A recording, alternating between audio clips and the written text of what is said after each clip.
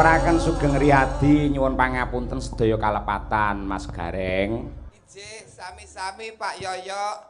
Ugi ngaturaken sugeng Idul Fitri. Nggih. Sedaya lepat kula ingkang kula sengaja lan boten kula sengaja saestu tulus lahir batin kula nyuwun pangapunten nggih Pak Yoyo. Sami-sami mboten namung kula kalian panjenengan mugi-mugi sedaya ingkang kepareng rawuh lebur dosanipun ing wulan ingkang suci menika satemah sedaya pikantuk barokah saking Gusti Allah.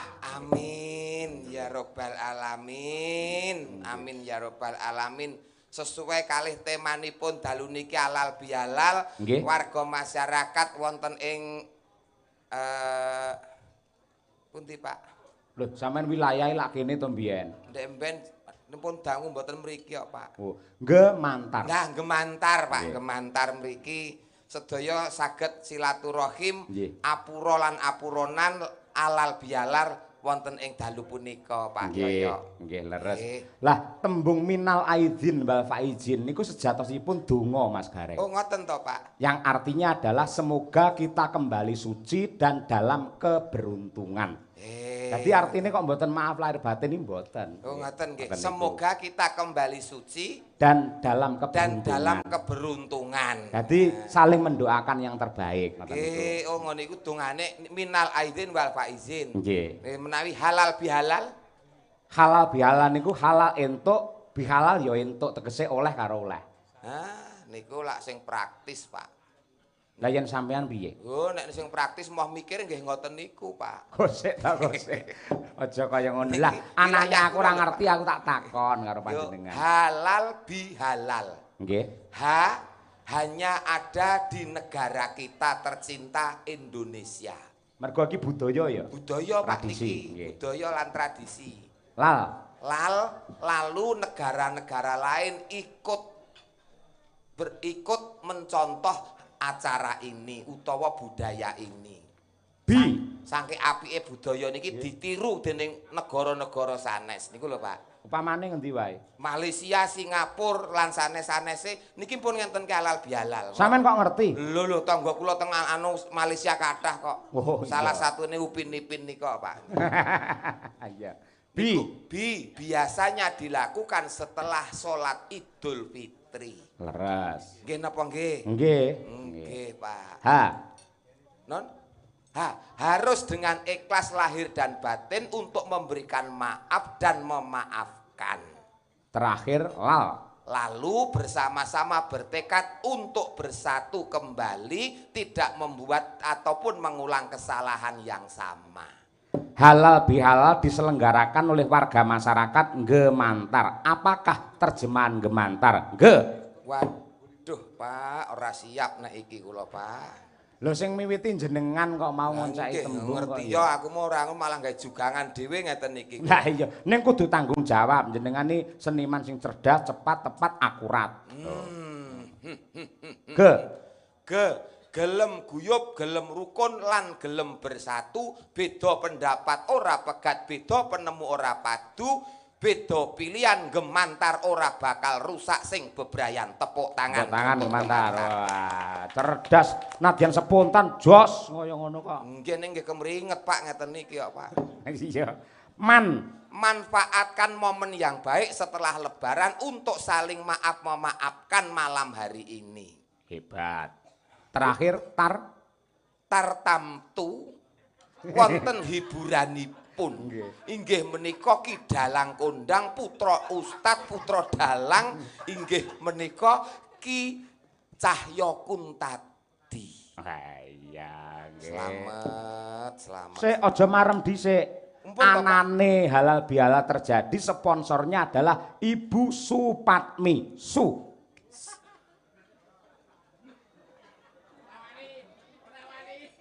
Supatmi sugih bondo niki ya sedulur ya kanca ya kadang lan mitra. Wah iya. Tak alon-alon tak hati-hati Pak mulih ben nggawa ndas Pak niki Pak. Iya. Pat lah dalah. Kudu iso. Iya nggih. Nggih nggih. Lah nganti ra iso ora sangoni jenengan mengke. Wah, kula tenang dalu niki wong mriki wilayah kula wis omah kula mulih rasangane ora masalah. Ora disangoni ora apa-apa? Mumpun lunas kok, Pak. Oh, Kur garek nglakoni niku. tanggung jawab kok. Padamu warga masyarakat, ibu mengabdikan diri dan mendedikasikan diri. Sik ora pati penak to. Ora pati penak. Padamu piye to? Ora kae penak ya dipenakke. Kaya lagu, Pak. Kaya padamu ki dadi ibu untuk masyarakat ngoten lho, Pak. Oh. Niku nek kula nek jenengan pate pripun, Pak? Pak. Nggih, nggih. Pat kuwi bubar telu lagi papat ngono. Mbok sing sae, Pak. Niki garenge tralala lho, Pak. Oh iya. Nggih. Cobi jenengan pripun, Pat? Nggih. Aja padahal, ayo. Aja melu-melu buri lho, ayo. Pada hari ini ora oleh, ayo nggih. Pada umumnya Wis enek sing muni mau pada umumnya, ayo. Ayo. apa ora beneran. Lah dituntut cerdas kok. Iya ning ngangge mikir to, Pak. Nggih. Pat niku PAD. Kene ora tak ngonokke iki ora cair iki. Oh, dadi per huruf. Nah, P. P apa? Petel, sambang, srawung, jagong kanggone masyarakat. A. Akhlaknya iso ditulodo kabeh warga masyarakate. D. Dadi pemimpin sing maju, dadi pemimpin sing iso mensejahterakan masyarakate. Ayo. Terakhir mi.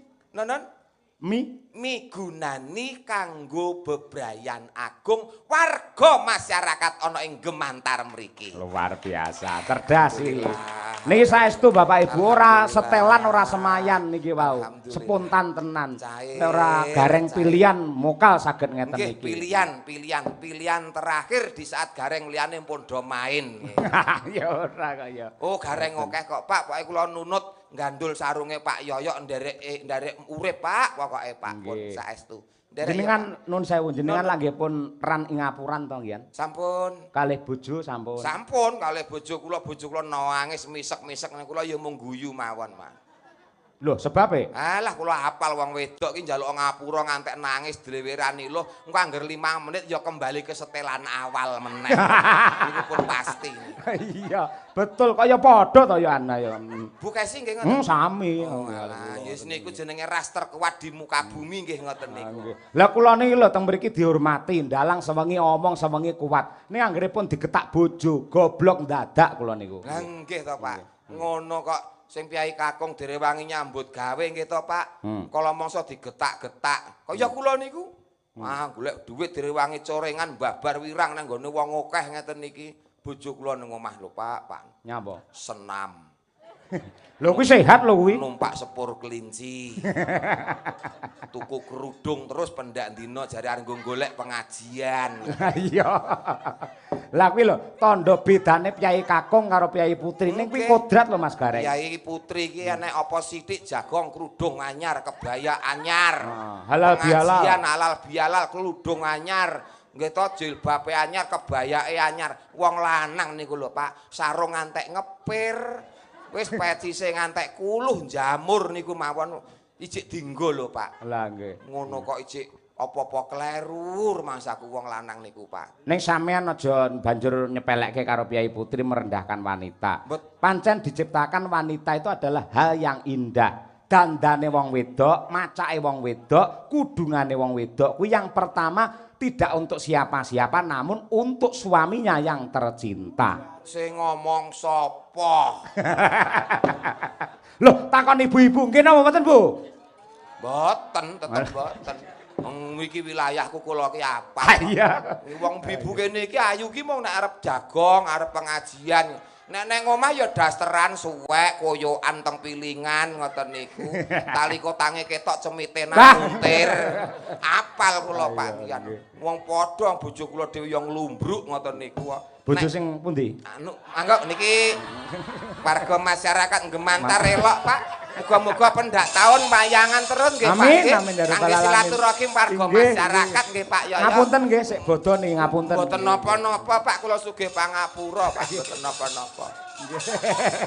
Bareng tak takoni bojo kok raine pucet terus. Pokoke Gemantar sehat sukses ya Pak ya. Mboten jane lakone piye to jenengane kalih garwane? Ah mboten napa lakon napa-napa, Pak. Biasa. Jenenge lakon urip biasa. Biasa nggih. Nggih. Disyukuri. Syukuri. Ning kula ningali teng napa niku teng WA jenengan pas story ngoten saiki kagungan joglo alhamdulillah. Pangestunipun Pak Ngene ku wong ki nek ngloro ati dadekke semangat nyambut gawe, rezeki dikumpulke, apa sing kepinginan iso dadi cita-citane kabulke. Amin. Ngoten kula kepik wis daus kula ora ndek bojo ora masalah, gitu. Nggih. Lah terus kula nglumpuk-lumpuk duit kula mbangun joglo. Nggih napa sakniki? Nun, Nggih napa joglone? nggih mung tenguk-tenguk mawon Pak, wong mampu kok Pak. Waduh. Kula kok duwe joglo nggo latihan kerawitan, nggo sanggar niku mboten. Wah, iya. Kaya wong butuh duit kula mboten Pak. Terus dinggo les, dinggo anu sekolah siswa mboten ngen kula mboten. Saya pendopo nggen kula nika saka gurune nika ukurane selawenan. Ngene jenengan ketoke luwih gedhe kan? Luwih gedhe Pak nggen kula niku. Pinten nika? Nika 55 setengah, nggih setengah kok Pak nggen kula niku. Masalah niku jati ya. Jati ukiran men reng usuk diukir Pak. Masyaallah. Pangan rayap kok Pak. Sik tak ngaturi karo Bupatmi. Ayo. Anu Ibu Hajah Supatmi. Nggih Bu Hajah Supatmi. Song-song agung sing ngasta jejer adil wonten ing anu mriki Gemantar garwanipun ngoten lho Mas garwane Pak. Nek telepat kula nyuwun pangapunten nggih Pak. Mboten, ngeten lho Pak Lurah. Nggih. Niku nggih. Nggih. Kagungan Mbak Yu. Mbak Yu. Naminipun Bu Hajah Supatmi. Oh, Nah, berarti kleru catetanku. Berarti Bupatmi dudu Bu Lurah. Senes. Benten. Nak nuki nek njaluk keterangan sing cetha to Le. Iki kok. Kowe gur ngono tok 450 luput. Isin to Pak iki. Ah iya. Monggo dumateng Ibu Hajah Supatmi katuran minggah wonten pepanggungan. Piyayinipun menika budaya Mas Gareng. Estu budaya. Lah nek ora budaya ya nggih mboten nanggap wayang lho Pak. Lho mboten nanggap tok. Nembang mawon pinter. Bu Supatmi niku. Ya mboten percaya to? Cobi. Ah dibuktekke. Monggo Bupatmi katuran pinarak wonten ing pepanggungan sekedap kemawon Bupatmi. Kudu serawung kudu kenal kalih Bu Hajah niki. Monggo-monggo Bu Hajah. Nggih. Dedeg.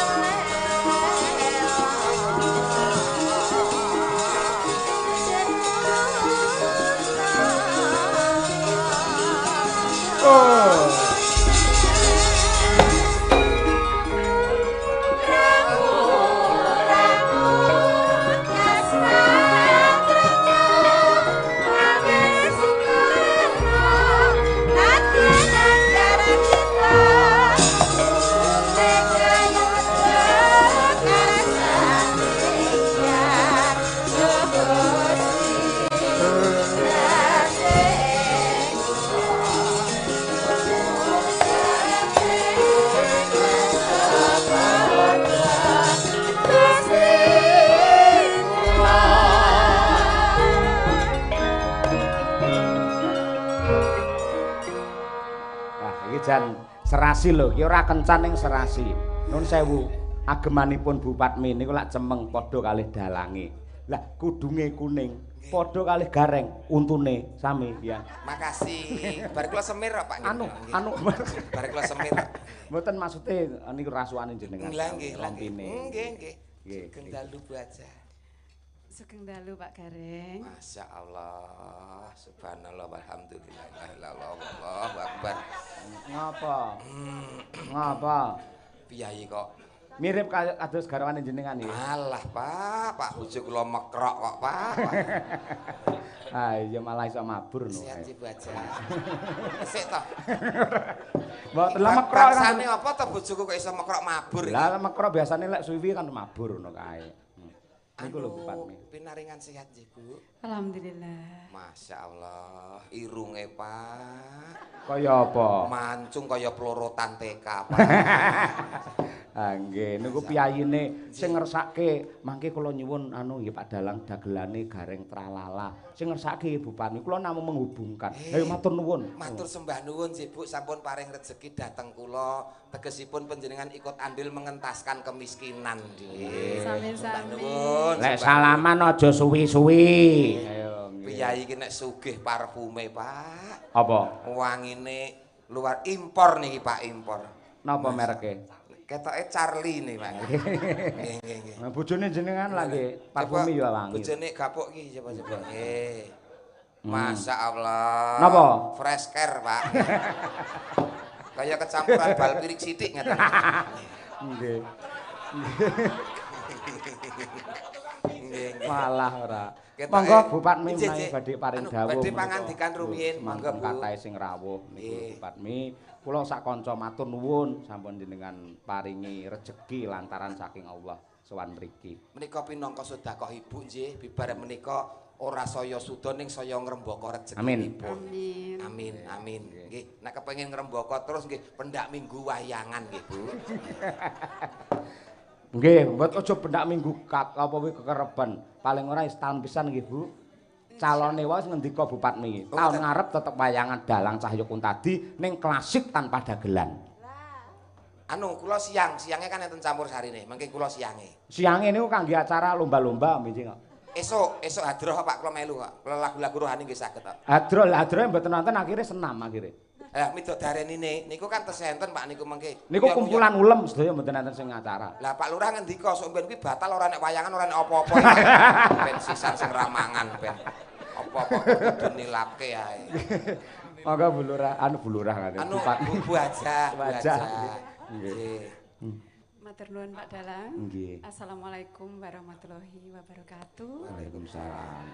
Wabarakatuh. Puji syukur alhamdulillah pada malam hari ini saya bisa pinanggih kalian Bapak Ibu sedaya dalam rangka halal bihalal seluruh keluarga besar Desa Ngemantar.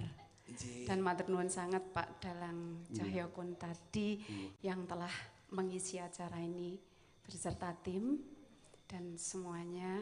Dan saya matur nuwun sangat kepada semua pihak yang membantu acara ini terlaksana dengan baik. Senajan no siang tadi banjir Pak Dalang, Nggih. tapi mboten menapa-napa ngendikane wau hujan membawa berkah. Amin ya rabbal Di alamin. banjir niku tondo. Tondo pripun? Mergo diparingi banjir rezekine warga Gemantar bakal pinaringan rezeki sing kathah nganti kaya banjir iki mau. Amin ya Nggih. rabbal alamin. Dan yang pertama saya mohon maaf lahir batin keluarga besar saya dan keluarga besar Bapak Wiryo Tikromo Ibu Samijem. Saya mewakili secara pribadi nyuwun pangapunten sedaya lepat dumateng khususipun keluarga Gemantar. Nggih gitu Mas Gareng, dan saya mohon doanya bahwa adik saya besok akan mengijabkan anak satunya perempuan, karena anak perempuan ini cuma Mbak Eva. Mohon doa restu panjenengan semua, semoga acaranya berjalan lancar dan menjadi penerus keluarga yang ayem tentrem lahir batin, selamat dunia akhirat. Amin ya rabbal Amin, amin. alamin. Tentunya semua ikut serta mendoakan binjing acarane pinaringan lancar, Amin. ngantos rampung boten wonten alangan setunggal menapa. Amin. Sinaosa kula mboten saged sowan ning donga kula kangge warga mriki nggih. Lah Bu. niki pun di sini. Binjing mboten saged Oh sowan benjing, mriki. soalnya nek benjing rawuh malih kula bayar melih jenengan. Lah nggih. Nah, bener Bu. Wah, bener. rasido der, Bu. Malah sing der Bu Patmi no malah. nah, nggih. Makasih ya, Bu. Sami-sami. Dan sugeng rawuh dumateng sedaya tamu yang telah rawuh malam ini sekalipun udan becek tapi bapak sedaya iso rawuh, saya ngaturaken panuwun ingkang kathah sanget. Lan nyuwun pangapunten sedaya kekirangan atas penyambutan kami sekeluarga. Nggih. Piyayi Dan- lembah manah kaya. Lembah manah alus Nggih, neten iki. andap asor. Andap asor. Kaya pari kae lho, saya isi saya Saya ndiku. mendungkluk, saya menunduk, nget aos ngoten lho, Pak. Ampun salah Mas Terus Gareng. pundi? Kula halus niku nek ngeten niki. Oh, Kula niku senenge keras-keras jadi menawi mboten teng mriki keras ngoten, Bu. banget. Nggih, Bu, bojo kula nek mboten keras nggih keplek-keplek kaya. Iya, diremason. Ketoke Ayo.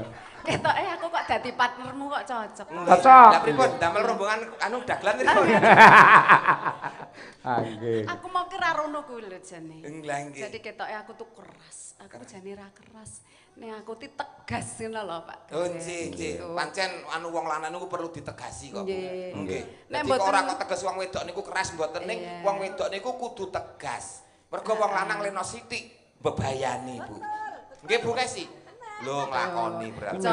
Contoh. Nah, mulo prayi-prayi sing rawuh di sini nek istrine rodok keras ki ya aja terus dilebokne ati. Nggih. Jadi nek istrinya keras tuh pasti dia akan menjaga gimana supaya bojoku iki aman. Nah, nih contoh Ibu Kesi. Anake guyu. Kaya ngopo rasane duwe garwa dalang. Nah, nggih. Surasa tak bacutke mengke ndak ngenteki wektu. Pangapunten putra-putrinipun Pak Yoyok sami gemes. Lah kok lek nggih terus ngrasani wis do meneng urusane wong tuwek kuwi.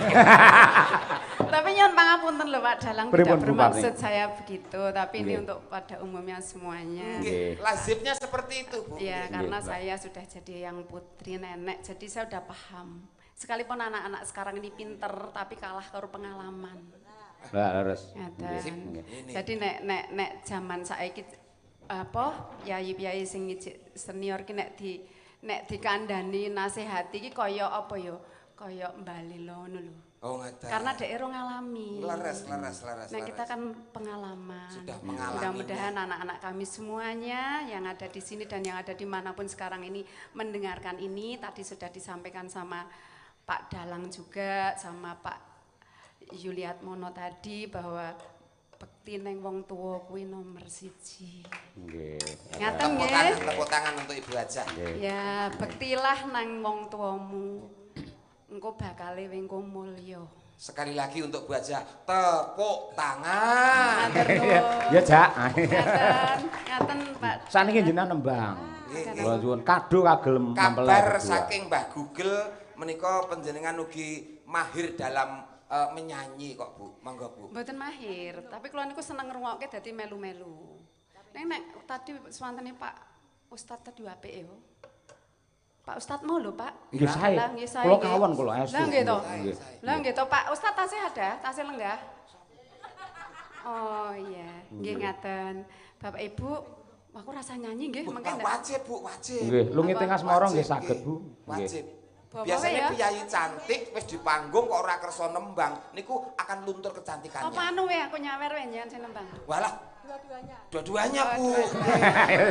Teng panggung hukumnya pun ngoten Bu. Nggih. Bawa nggih saged monggo. Nggih. Nggih. Nggih. Nggih, monggo Bu. Ya ning Ini tawang tawang ya, kok Mas, pelok ya. 6 nggih, Sobi. Gitu, nggih. Nggih. Oh gitu. Nano. Ngoten. Moci-roci. Alah. Apalan. Ning tawang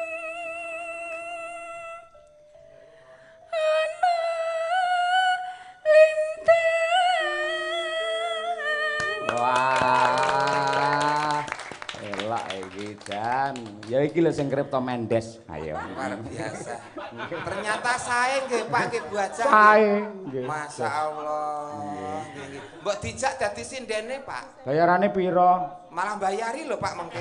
Iya. Ayo. Nano. Ayo. Wong bagus aku ngenteni.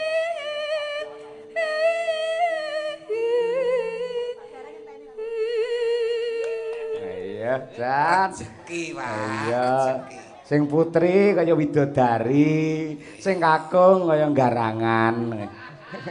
Ampun garangan Pak. Lah apa? Kula nek delokke garangan pancen nesu Pak. Sebab e? Kula ki luwak kok Pak. Malah nemen. Nggih. Lajeng Bu. Marang mega ing kuasa. Suaranya ini lho Pak. Pripun? Jadi kaya iya kaya ora ngoten iki.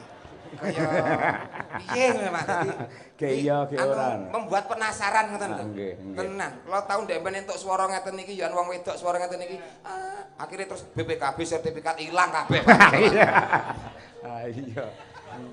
Sentaka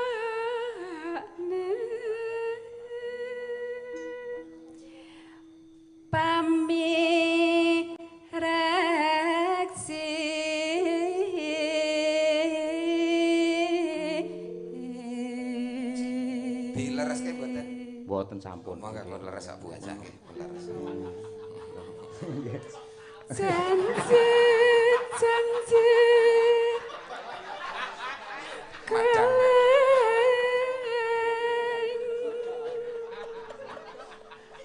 Madang Aku karang. ngerti Mas Gareng iki kok dadi kaya kepiye. Nggih, biasa Bu nyepia anu. Jenengan nek ra lucu ya ora payu Pria tampan nyet ngeten niki. Tampan banget. Bengi iki Mas nyen tampan dhewe. Soale piyayi sing ganteng-ganteng ning kene ora payu. Lah nggih, ula. Sing payu jenengan dhewe. Ula Bu. Dan sing tak bayar jenengan dhewe. Bu Patmi nyuwun sewu Bu. Nyuwun sewu Pak Gareng niki duda lho Bu. Oh, duda. Nggih, piyambak pun dangu Bu. Lah Bu aja. Aja ngono rahasia. Ah, kesel. Sampeyan arep pengen wayangan ping pira Pak mengki Alah. iki? Enten kula Pak mengki Pak. Ora gugu. Enek sing nggawa golok ning mburi kono. Sinten? Ya sing duwe no. Ayo kowe kapokmu kapan Namung kowe? guyon Bu, namung guyon ngapunten Bu. Mung guyon kok Bu, guyon Bu. Teko ngendi mau? Mas, wah kula Pak gayuh lintang ngeten niki. Bu.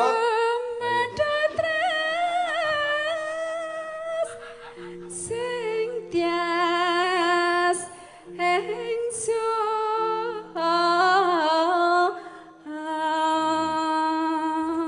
Namung estu to Bu? Kabaripun? Sing ndi? Single saestu. Engko nang mburi wae tikoke. Anu Tak celukke lho engko ben disawer lho. Kowe Wah, pengen digawake golok apa digawake saweran? gawake duit mawon Bu, gawake duit. Nggih.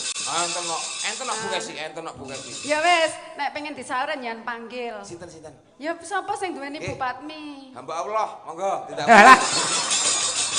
Malah Mbak Allah lho ora. Dereng tepang lan ya hamba Allah kan lebih bagus to Pak. Dereng tepang Pak. Wis sapa nggih ndang selak wektune entek. Mboten Sapa? Bu, niki Wani jenengan wani ra nyan panggil. Mengko det sawer. urusan duit wani Bu kula. Ya wis sok. Sinten asmanipun? Pak Irfan, panggil sana. Pak? Irfan. Pak Irfan, cintaku, sayangku. Monggo lho tindak panggung nyaketi kalian Bu Hajah lho.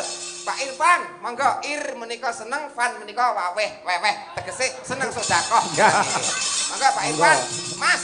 Walah gantenge kaya aku no. Nggih. Oh. Mriki. Masyaallah. Nimas ingsun Mias mriki, nggih. Lah tasnya pundi? prasopo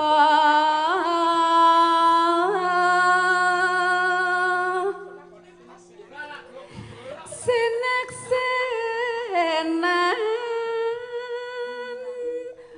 bumi langit. Masyaallah. Nggih, matur nuwun. Bagi jane dagelan apa copet? Lenten apa to, Pak? Lah ape telur saut lho. Niki sawerke kula kok. Dang. Terus pripun? Bedap, monggo. Pak Irfan, sehat selalu nggih, Pak. Nggih. Oh, mati niki. Yes.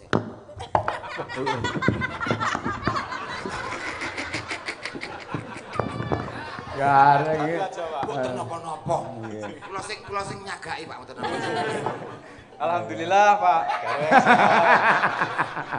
Anu, sehat selalu nggih. Nggih, alhamdulillah sehat selalu. Pura-purae yen ki sing anu aku sing wartawan. Iya. Oh, nggih ngoten. Selamat malam Pak Irfan. Selamat malam Bu Hajah Supatmi. Gimana kabarnya malam hari ini? Alhamdulillah Bu Hajah sehat selalu. Silakan Bapak menghadap ke kamera Bapak. Apakah Anda baik-baik saja? Alhamdulillah, I'm fine Bu Patmi. Mriko Pak disapa Pak, mriko Pak. Sapa iya. Pak? Pak Irfan mriko disapa. Mriko nggih. Oh, alah. Agame kok angel kaya. Angan. Nah, ya dah. Wis Alhamdulillah ndang sehat, ndang Bu nyawer Mas Gareng ndang medhuk. Engko ben ndang rampung. Lah nggih sehat to, Pak? Alhamdulillah sehat. Mikir ndi coba? Terus sampean milih sepundi waton cocok regane? Halo. Makasih. Niki lho, Pak. Niki. Halo. Imamnya ini imam calon imamnya Bu Hajah menika. Oh. Pak Irfan. Oh, nggih. Radi mriki mawon. Nggih. Lah niki mengke terus latihan nemokke manten. Iya. Gladi bersih nggih sesuk. Tangi sing tias. Aduh. Suaraku dadi metu ya. Oh, kok dereng metu. Ora metu mau nggih. Lah nggih. Mas sampean bagian ngetokke tenan Pak, tenan. Luar biasa. Anteni padang rem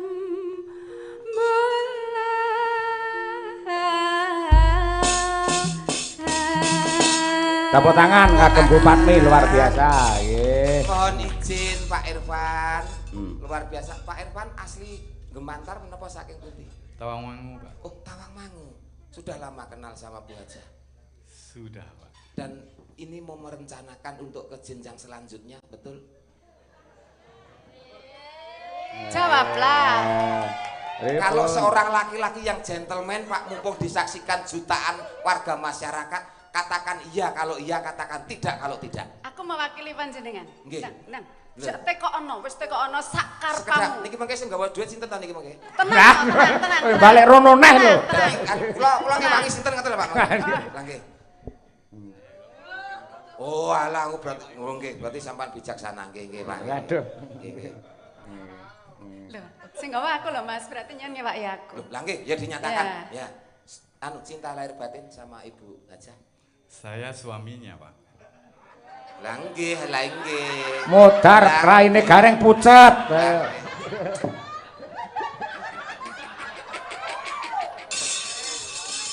Ayo. Lah nggih, maksudnya kan menjadi suami kan cinta ngoten lho Pak kali Bu. Ngene Pak. Kita Pak. Omongane wong kisinan. Saya mencintai istri saya. Lah alhamdulillah, alhamdulillah. Jujur terus terang yang paling dicintai, yang paling disukai bagian mana Pak?